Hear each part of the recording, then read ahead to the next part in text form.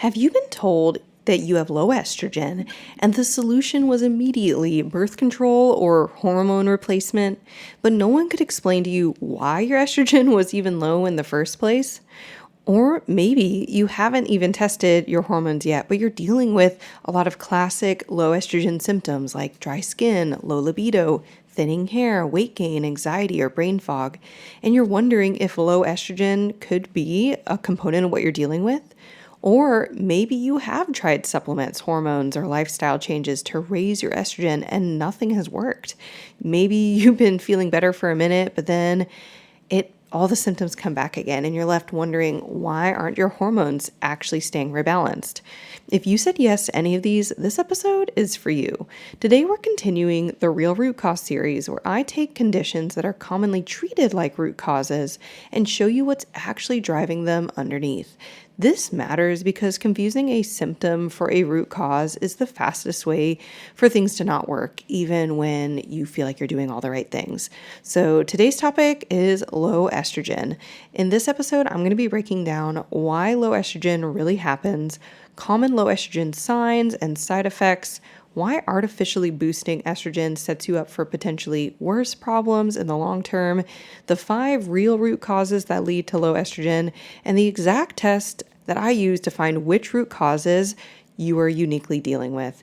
And one more thing, for this entire Real Root Cause series, I have created visuals. If you're a visual learner or you want to see the full big picture flow of what's draining your hormones, head to betterbellytherapies.com/root to download the graphics that go with this episode.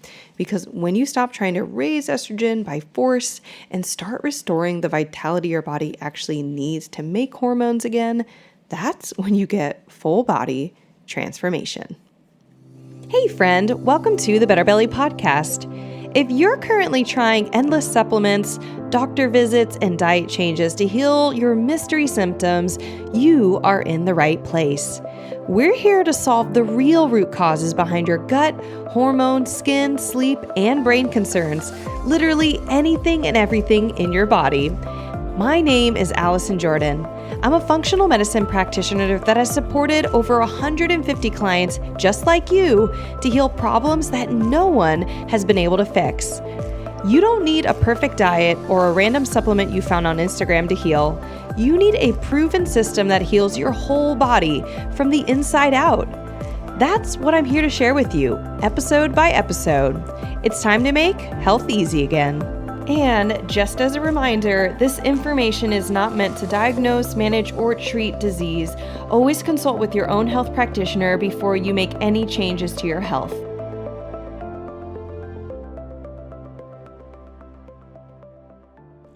Hey guys, welcome back to our next episode in the Real Root Causes podcast series. We're almost done with this series. We just have this week and next week. Then we'll take a break from the series. I've really been loving it. I actually had a really hard time choosing what our last episodes would be because there are so many more like kind of fake root causes. If you're new to the podcast, new to the series, just to catch you up, we've been covering a bunch of things that people are told this is why you have your XYZ issue. For example, candida, which is maybe my top pet peeve right now. They say, oh, you have all your issues because of candida. And they do a candida protocol and it either never fully works or they feel better for a little bit. And as soon as they're off the protocol, they feel bad again, and they learn that the candida is back, or they feel like the candida is back. And the same thing happens over and over again with all these issues. Today's episode is on low estrogen. I'm guessing if you're listening to it, you have some interest in low estrogen. You either feel like you have it, you know that you have it. And the big thing is that while you truly have it, I'm not saying that it's a fake root cause, like your lab test was lying to you. It's not truly low.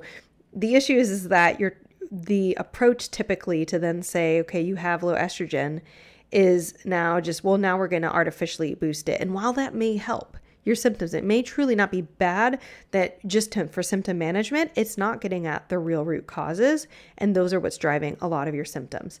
So that's what today's episode about.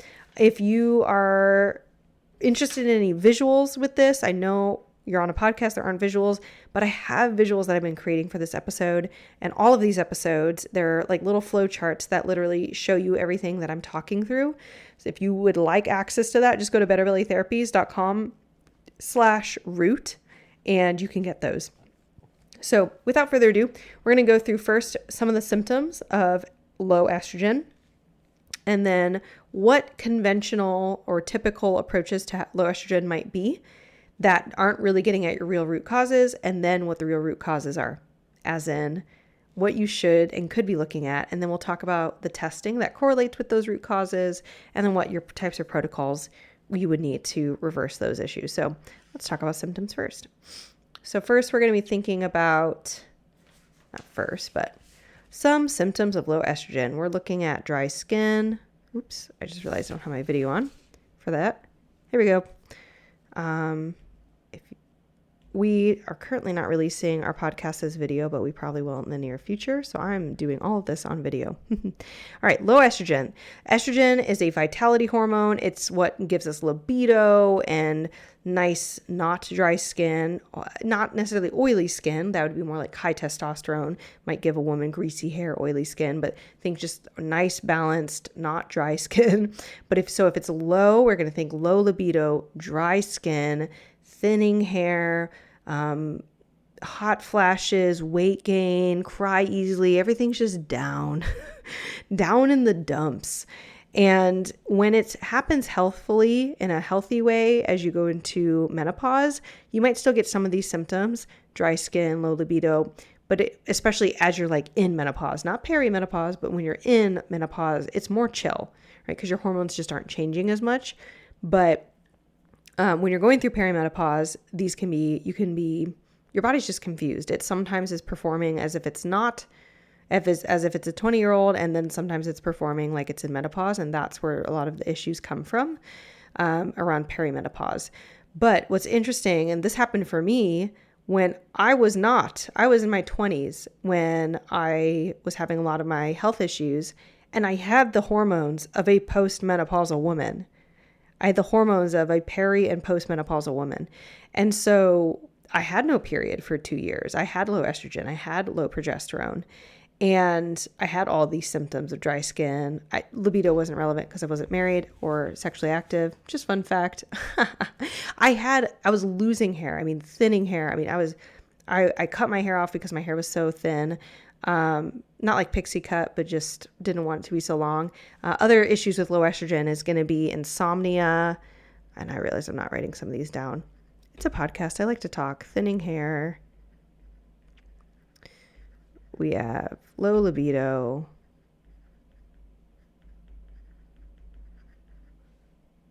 hot flashes. By the way, you can get hot flashes for reasons other than low estrogen, but it's one of the causes.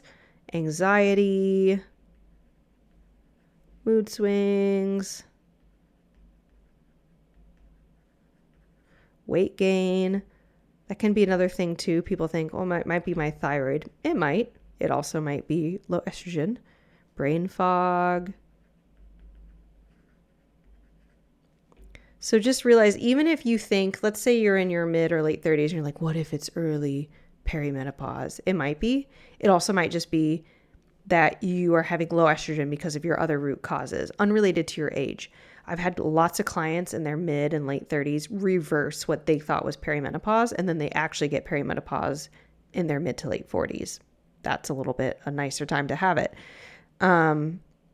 So you get all these symptoms and you get some testing done, or even without testing, some doctor says, sounds like low estrogen. So then you walk away and think, oh my gosh, low estrogen, that's why I have all my issues. That's my root cause. And it's not. But what they'll say is, okay, you have low estrogen, so here's what we can do. We can give you birth control, or we can give you HRT, hormonal replacement therapy. And they'll give you different ones for different reasons. And this is going to artificially boost your estrogen. And it's true. It will artificially boost it. But unlike with high estrogen, where if you heard our high estrogen episode, or I guess if you didn't, what happens with high estrogen is that your body creates enough estrogen, but it can't detox it. With low estrogen, as you would expect, you cannot create enough estrogen. So it's a vitality issue. Your body might be saying, hey, we need more. There's not enough. There's not enough. And your body's like, I can't make more. I cannot create it. Cannot create more. And that's the issue. Why is that happening? All right. So this, by the way, is not like endorsing or not endorsing any type of hormonal replacement. I generally tell clients, like, look, if it makes your life more manageable, get on it. But don't stop there. Move on and keep looking deeper. So that's what this episode's about. And I didn't number them, but it looks like there's 1, 2, 3, 4. I see 4. Nope, there's 5. 5 root causes. I didn't number them. Silly me. All right. That is too far over. Number 1. Let's see if you guys can see this. Is going to be food sensitivities. So the big summary with what low estrogen is it's low vitality. Low estrogen is low vitality. It cannot, with high estrogen, your vitality is enough. You have enough nutrients, enough oomph in the body to create estrogen. You just can't clear it. With low estrogen, your body just doesn't have oomph. Just think of very depleted body. So food, and I actually realize it's not food, just food sensitivities. I organized this as specifically, I just called it food. And you want to think with food, one is going to be just really caloric or nutrient intake. Calories or nutrients are low. So you're basically not eating enough. And maybe it's not enough protein, not enough vitamins, not enough like substantial food, or just not enough. And not enough can vary. Maybe it's not enough for how much you're exercising. It's not enough for your height, your body type, your metabolism, but you're not eating enough calories. That is one option with food. Another one is food causing inflammation through typically sensitivities. So you're eating plenty of food, maybe enough calories, but you are eating gluten and you're sensitive to it and you don't know it because your tummy doesn't hurt when you eat gluten, but there's inflammation. And that's a big issue with a lot of food sensitivities, that your tummy doesn't hurt. So you say, I don't have food sensitivities, but you will say, but I do have weight gain and brain fog and mood swings and hot flashes. I'm like, well, those are all symptoms of low estrogen. You want to look at food. The test that we do for food is called a Zoomer test. And if you've never heard of a food Zoomer, I cover it in episode 267 of the podcast, why this is such a superior food sensitivity test compared to things like MRT, Tiny Health, Viome, etc. There is no other test on the market that I know of that is like the food Zoomer. And I really dig into it in that episode with a representative from that company, not because I wanted them to come on and sell you propaganda, because everyone thinks their company is the best, but because it's such a scientifically specific test. I really wanted someone to come on and break it down for you guys, and they so graciously did, and I love that episode. So that's number 1 is the food Zoomer episode, and that's one big cause of estrogen, is just generally not enough food or the wrong types of food causing inflammation. Your body's like, and it's causing low vitality. Number 2 is going to be digestion issues. So you're eating enough food. You're not eating food that's making you inflamed, but you aren't breaking down the food because your one or multiple of your digestion pathways are messed up. So one digestion pathway, the first one is stomach acid. That's the first thing your food would hit.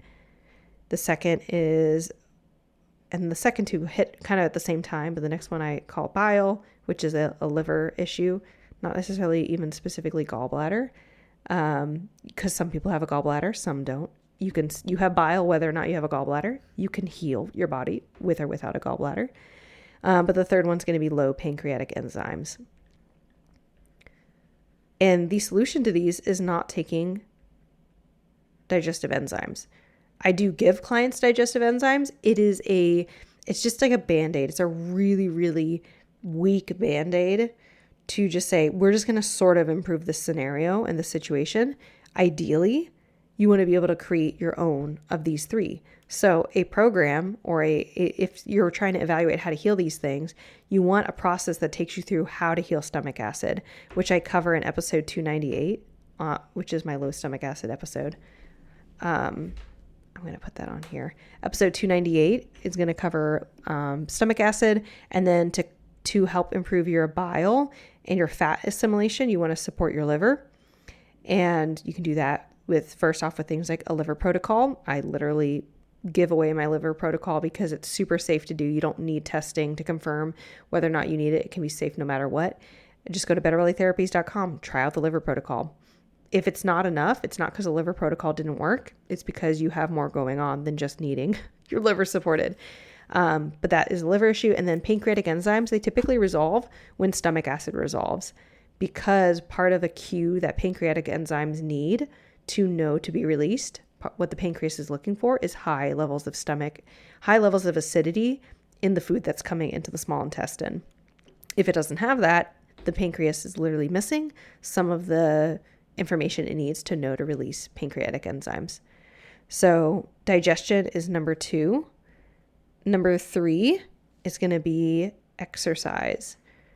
If we're thinking about things that can reduce vitality, often it's too much exercise, too much maybe fasting.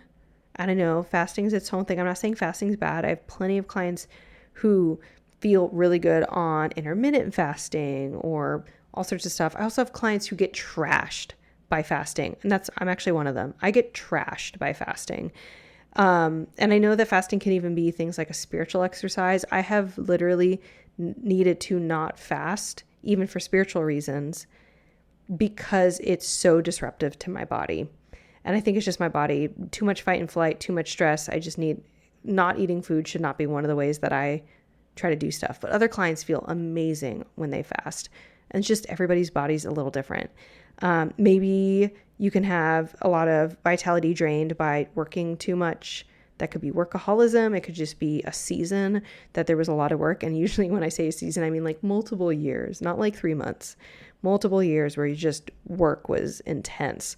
Maybe a lot of competition. Think you're an athlete, you're an Olympian, just a lot of things that are pushing your body hard. Those can deplete your vitality. And these are not things you cannot bounce back from, or that you can't find vitality and strengthen as you're going through them. Just realize they're one of the additional layers. I really probably would put in this category also like giving birth, pregnancy, and then delivery are extreme, and then breastfeeding, if you do that, is extremely depleting to a woman. And it is not really acknowledged that postnatal depletion, which is, it's not a diagnosis, but it's a phrase that is being used by more and more functional providers. It is a big issue. And it's not always enough to just give someone a prenatal vitamin. They need more precision medicine. That's something that I've seen a huge amount of healing in women when they do things like our HTMA test and look at their mineral levels. We can see very specifically what minerals are struggling the most and help replenish them. Because it doesn't mean, oh, you can never have a kid again, or you're screwed, you had a kid and now you're depleted, you're stuck. The issue is that you're not getting enough time to really get that replenishment. Think even like you can be depleted from not sleeping enough, sleep deprivation. Again, think children. There can be other reasons to get sleep deprivation, especially it's common if you hear like college programs, getting your master's degree, PhD, there can be a lot more sleep deprivation in these really intense study seasons of people's lives. There can be other reasons for sleep deprivation. It might be that you are having issues with insomnia. So maybe insomnia is your root cause. It's not even a real root cause, but it's because you don't know what's causing it. But you started with insomnia, something that was keeping you from sleeping, but now you have low estrogen because you're chronically have insomnia. But I had insomnia when I was my sickest. I now have an idea of a couple things feeding it. One of it was a congested liver that woke me up between 2 to 4 a.m. every night. Big sign of a congested liver. And as much as I wanted to sleep and as much as I needed to sleep, I wasn't. And I'm sure that led me to have low estrogen. Just one more issue I was having. one more issue. So that's just a general depletion one. That's number 3. Number 4 is going to be toxins. Think heavy metals. And I see those in particular: high uranium, high mercury, high lead. Not everyone has these, but it's one of your options. And what happens is when you have heavy metals, they are called heavy metals because they push out. They're heavier on a molecular level. They're heavier than your healthy minerals, and they push out your healthy minerals, and they become nutrient deficient. So again, you could be eating food that's nutrient dense, organic, not foods you're sensitive to. You could be trying to support your digestion. You could be working out moderately, not too heavy, and have high heavy metals and the nutrient deficiency, and you're going to be depleted. You're not going to create estrogen. And then lastly, we have pathogens. And pathogens, that's number 5. Oh, my pen died again. Number 5 is pathogens. They steal nutrients. They also, if your body, a lot of pathogens, H. pylori, parasites, C. diff, your body will actually hide nutrients from them. One big one's iron.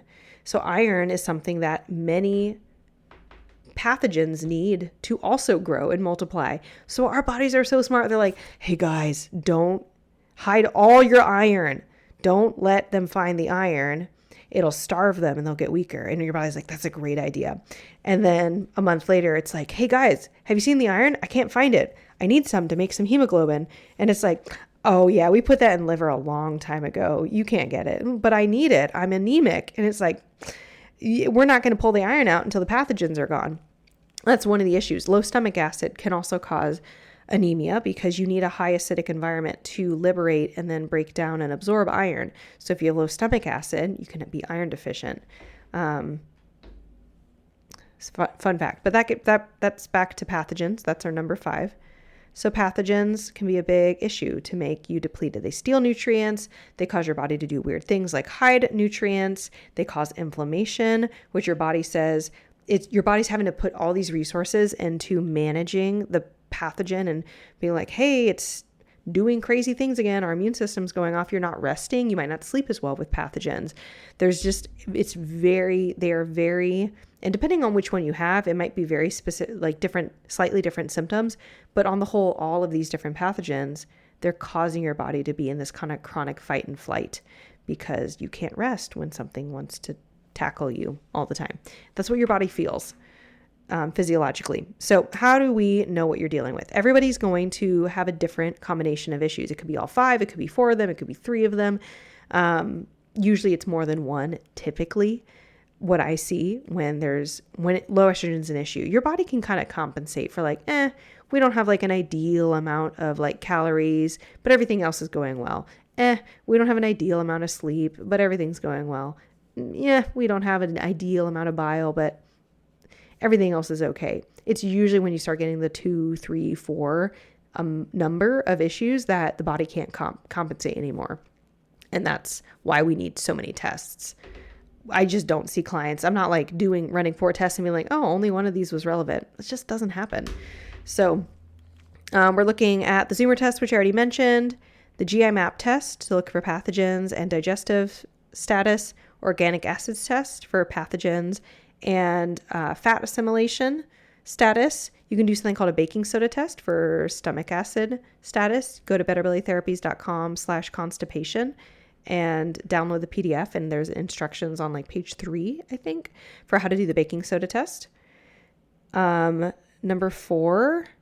Do I have a number 4? I just see 4. Yeah. And the 4th is the HTMA, which I mentioned. So that looks at heavy metals. It looks at nutrient deficiencies like zinc, calcium, sodium, potassium, magnesium, lithium, selenium, so many minerals that it looks at. Just a wonderful test.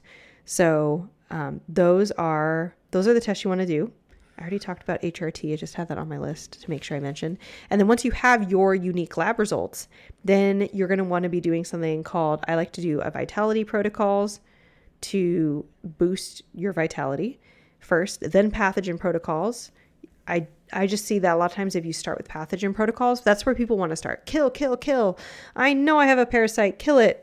They're just not, your body's not strong enough to let it help you get rid of it until you do some vitality protocols. And then after you finish your pathogen protocols, you can do some rebuilding protocols for things that are a little bit more sensitive. Like you don't want to rebuild your stomach acid when you still have H. pylori in you. You just want to do some things on the back end after the pathogens are gone. And those are your rebuilding protocols. And my program, the Better Belly Blueprint, helps you walk through all of these. What tests to order, access to ordering them at near wholesale price, and then the exact protocol templates you would need, and how to alter those templates based on your unique lab results by just watching videos, reading your own lab results, modifying the templates, and then following your plan and getting better. That's it. And then your estrogen pops up and your weight starts coming off and your brain fog lifts and your skin isn't dry anymore. And you just have clarity and a lot of peace. So that's what I did for myself. It's what I've done for hundreds of clients with their hormones. And again, maybe it's not low estrogen. Maybe it's low progesterone. Maybe it's high estrogen. Maybe it's high estrogen and low progesterone, low estrogen and low progesterone. Whatever your combination of hormone situation is, and maybe there's some testosterone thrown in. We have not gone to testosterone in our series yet, but it's a great one. We've helped lots of women with things like PCOS who have high testosterone that just isn't going away when they manage their carb intake and their sugar intake. If that's still an issue, it's because of deeper root causes. Whatever your hormone status is, we help with it in the Better Belly Blueprint. You can join. There's no wait list there. You don't need to wait to do it. Doors are always open. Go to betterbellytherapies.com/blueprint and you can join today. And if you're interested in learning more about low progesterone, that is our topic for next week as we end our first series doing this real root causes, because probably we're going to do it again. We're probably going to do real root causes series again. Don't know exactly when, but later this year, sometime early next year, we're going to be coming back around to all the topics we didn't hit the first time. That is it. I hope you guys enjoyed today's episode and have a great rest of your day. Hey friend, I hope you loved this episode. If you've been a fan for a while or newly loving this podcast, can you do me a favor? Drop into Apple Podcasts and leave me a review. When you leave a review, you do so much. You help me know you're listening. You can tell me what you're loving so I know what to make more of. And you help others by boosting this podcast so other people like you can find the podcast too. I mean, it's a win-win-win, right? So if you want a way to pay it forward, just go to Apple Podcasts or click the link in my show notes and leave a rating and review. And if you want some more free stuff, just head over to my free Facebook group, betterbellytherapies.com/Facebook, and you can get access to all of my free support for you, including some Facebook group exclusive stuff like my podcast episode vault, where you can search the Better Belly podcast by topic and find exactly what you need to expedite your healing. I cannot wait to see you in there. Catch you guys next week.